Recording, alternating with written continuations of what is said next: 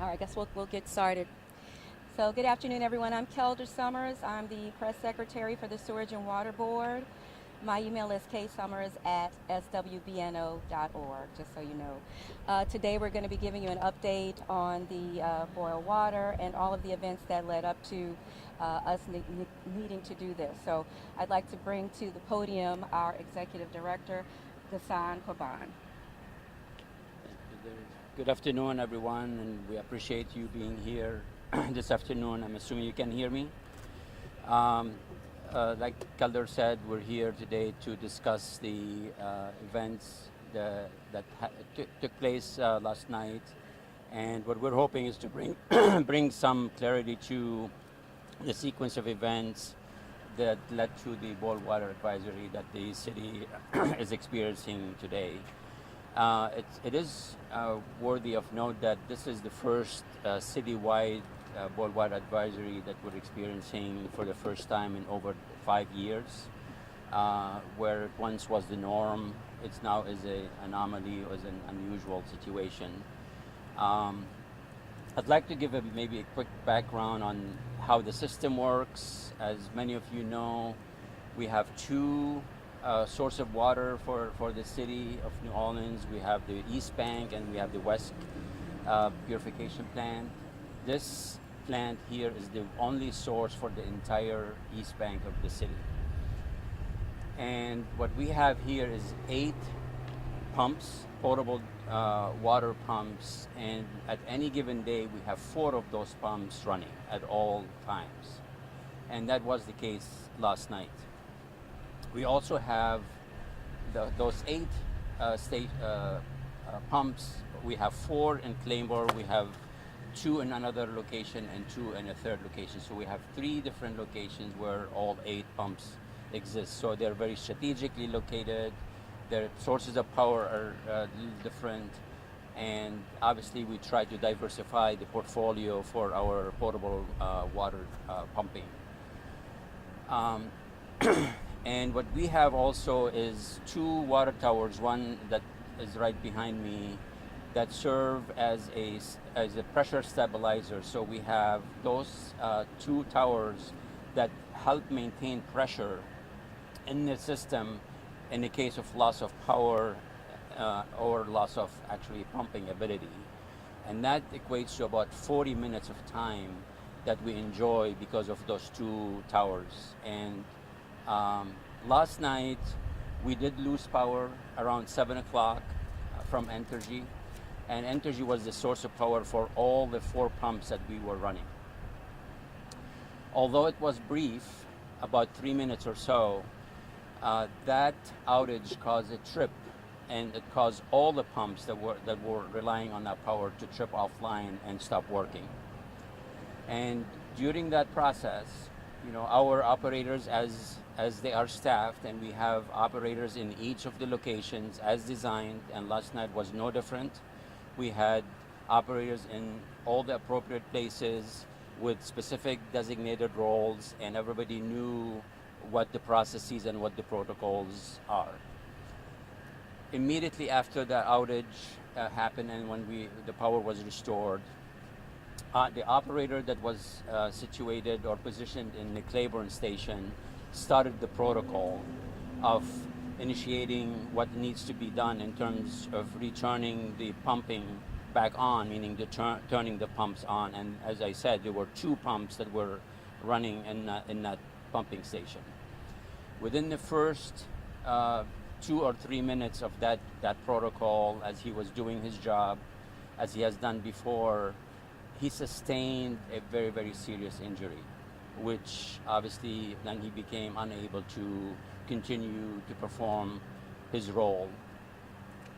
At the same time, another operator from another location on campus, as designed, came to the pumping station to aid the other employee to turn the pumps back on.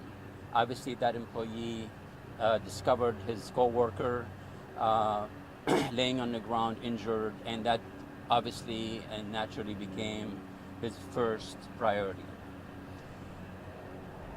Obviously, this is very hard for all of us today because our coworker has been hospitalized. He has sustained injuries and he's receiving treatment. Um, the employee who discovered the injured employee did what he needed to do, called 911. He summoned the other operators from the other locations. He called his supervisors, and they all responded to the scene, and that became their top priority. So they attended to their coworker until 911 and EMS showed up to the site and took control and start paying attention and give care to the injured employee. And it wasn't until the EMS left the site with the injured employee that when they started paying attention and pivot and restarted the protocol and paying attention to what needs to be done to restore pumping and all the 4 pumps that were operational beforehand. As I said before, we typically have 40 minutes to respond to something like that. And unfortunately, last night, the 2 towers did their job. They gave us the 40 minutes. They maintained the pressure in the system.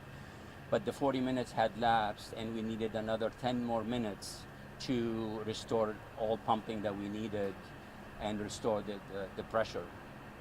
In the meantime, obviously, as we said in the press release, the pressure had dropped below 20 psi, and obviously in the interest of the public and their safety, we had to call for boil water advisory, which we did last night. Samples have been all taken and brought in, and now we're starting the incubation and the testing process, and we are hopeful that if we get all safe samples, that we are able to release the advisory mid-afternoon tomorrow, Thursday. I'd like to speak to the fact that, while this is unfortunate, we are in the midst of building and modernizing a power complex that will hopefully eliminate what happened yesterday in terms of relying on the energy grid and the vulnerability that is associated with it.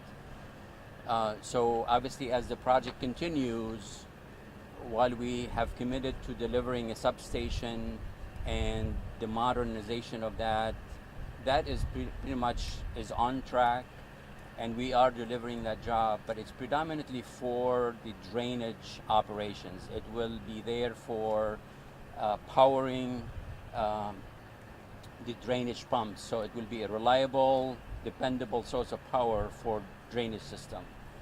What lacks today in terms of funding is the connecting that substation to the potable drinking pumps. Potable water pumping has to be also connected to that substation to avoid such occurrences as what happened yesterday.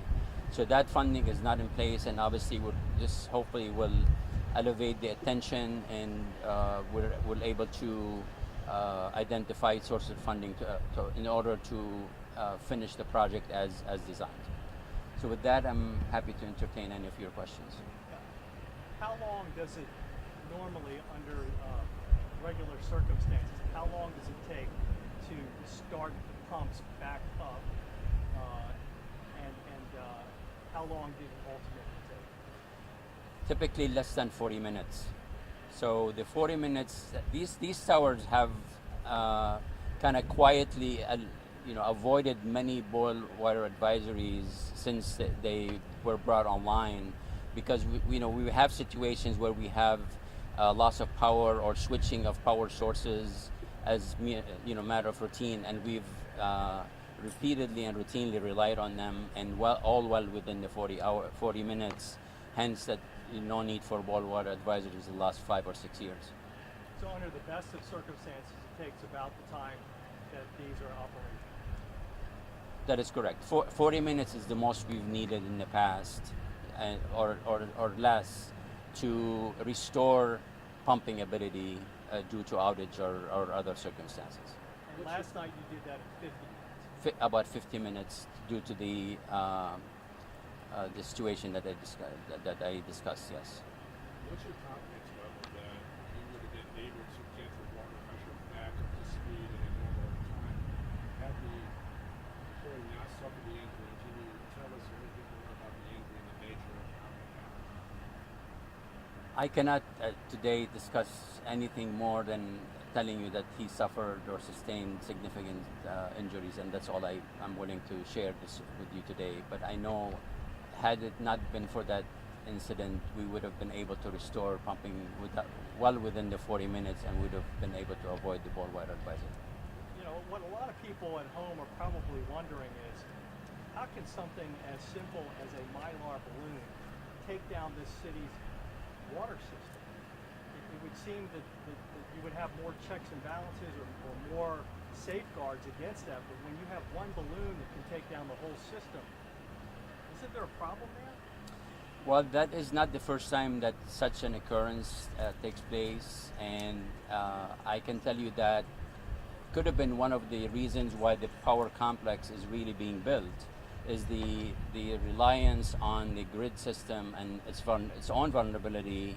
So that's exactly why we're doing what we're doing, meaning bringing more dependable, more reliable, less prone source of power, meaning the substation connected to a transmission line that is much less likely to be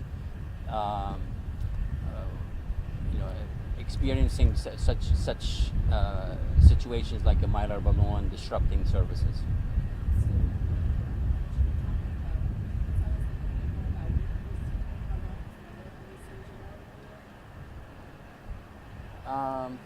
I don't have all the details.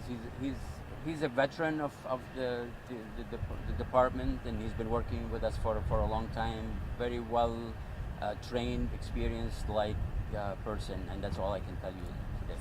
Take me through one more time when you have a 3-minute flicker or fluctuation from one of the circuits that tripped when the Mylar balloon hit the wire.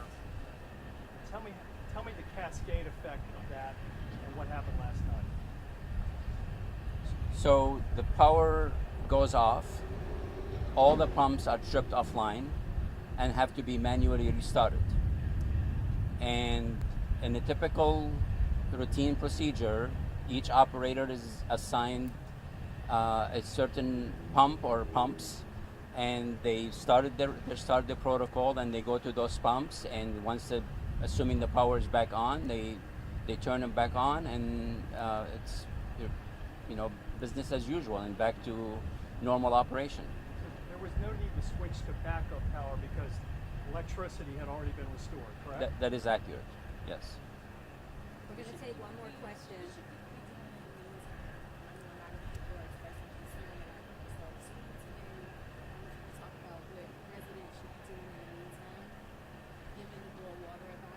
Well, obviously, we'd like everybody to adhere to the listed the list that we've shared with you through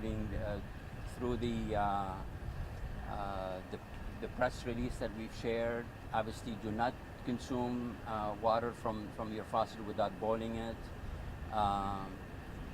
So boil your water before you consume it. If you need to rely on drinking from plastic water bottles, so be it, for the duration, and wait until we lift the advisory.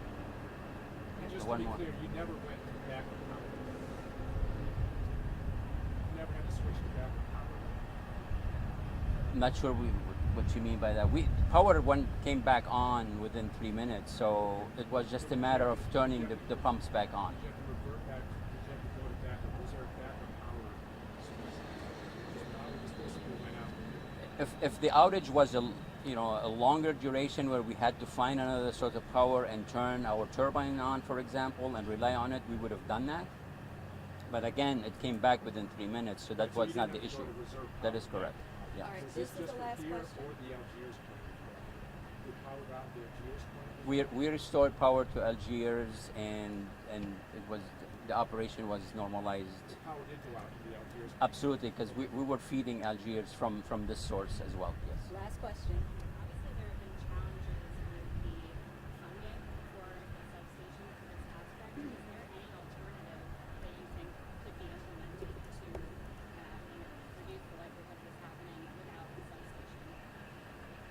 The only alternative that we see is to rely on a more dependable and reliable source, which is a substation that's fully completed and ready to be used, and we just need to fully utilize it as we have designed it, meaning for all the drainage needs as well as drinking water needs. So I don't see any other alternative but to continue and find identifying funding to finish the project as designed.